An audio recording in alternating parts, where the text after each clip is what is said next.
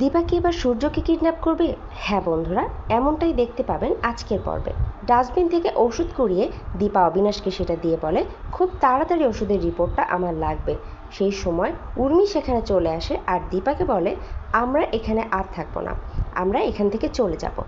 অবিনাশ তখন উর্মিকে বলে, আমি যতদূর জানি আপনাদের কোম্পানির অবস্থা খুব একটা ভালো না। ঠিক সেই সময় জয় আসে আর বলে, না না, আমাদের বিজনেস ডিলটা প্রয়োজন। উর্মি, তুমি এখান থেকে চলে যাও।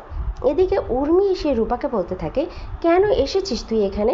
সব কিছু তো তোর আর তোর মায়ের জন্য শেষ হয়ে গেছে। ঠিক সে সময় দীপা এসে বলে, কি হচ্ছে এসব? এটা অফিস।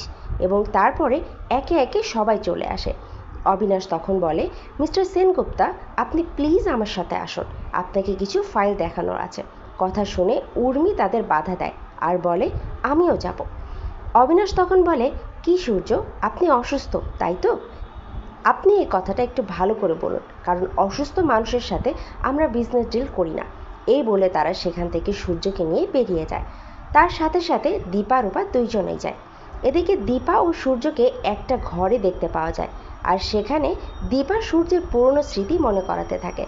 অপরদিকে রূপা অবিনাশকে বলে, থ্যাংক ইউ, আপনি আমার মাকে বাঁচিয়েছেন। আমার মায়ের জীবনে কোনো সুখ নেই, সারা জীবন অন্যের জন্য ভেবে গেছে। অবিনাশ তখন রুডির খুনের কথা জিজ্ঞেস করে।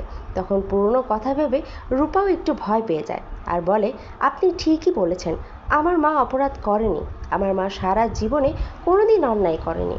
অন্যদিকে দীপা যখন কথা বলছিল সূর্যের সাথে, তখন উর্মি ওয়াশরুমের বাহানা দিয়ে সেখানে এসে উপস্থিত হয় এবং সূর্যকে ওয়ার্কআউট করার কথা মনে করিয়ে দেয়। সূর্য তখন ওয়ার্কআউটের কথা শুনে সেখান থেকে চলে যায়। সূর্য গেলে উর্মি দীপাকে বলতে থাকে, বিজনেসের নাম করে আর কত কিছু শেষ করে দিবি তুই? মনে রাখিস, তোর মেয়ে কিন্তু তোকে ওই বাড়িতে ঢুকতে দেবে না। অন্যদিকে দেখা যায় সূর্য বাড়িতে ফিরলে সোনা তাকে জড়িয়ে ধরে কাঁদতে শুরু করে আর বলতে থাকে, রুডির আত্মার শান্তি পায়নি বাবা, তুমি ওই মহিলার সাথে দেখা করো না। সূর্য তখন বুঝতে পারে না সোনা কার কথা বলছে। উর্মি বলে ওঠে, দীপার কথা বলছে। এদিকে রূপা ভাবতে থাকে সে সেনগুপ্ত বাড়িতে ফিরে যাবে, কিন্তু দীপা ভাবে ঔষধের রিপোর্টটা পাওয়া গেলে সুবিধা হতো। অবিনাশ তখন বলে ওঠে, দুদিন আগে সেটা সম্ভব না। রূপা তখন ভাবে সে আজই ওই বাড়িতে যাবে। দীপা তাকে যেতে দেয় না, বলে, আমি কিছু একটা করব, দরকার হলে ওনাকে কিডন্যাপ করব।